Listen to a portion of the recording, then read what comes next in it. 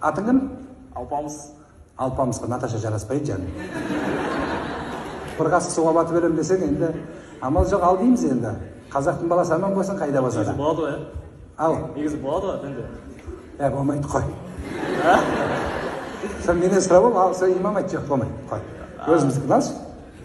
Ұрысқанда жақсы, түсінгенде жақсы. Сен ол саған добрый утро дейді. Сен екеуін тіл табысасың, ата-аналар тіл табысамайды. Бір қазақ бала орыстан алған ғой енді. Біз ұлтаралық мәселе емес бұл, десе де. Алған, содан кейін әжесі айтады дейді ғой баласына.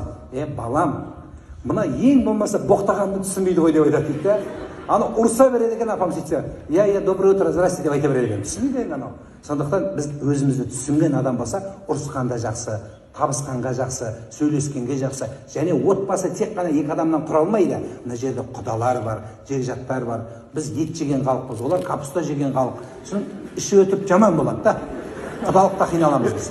Сол үшін ең дұрысы өзіндікін алшы жаным. Жететін жерде қарашы. Бәрі отыр, мен ал деп. Сөйт жаным. Діни тұрғыдан қарап сізден сұрақ. Діни тұрғыда болады. Болады, Болады. Болды ғой.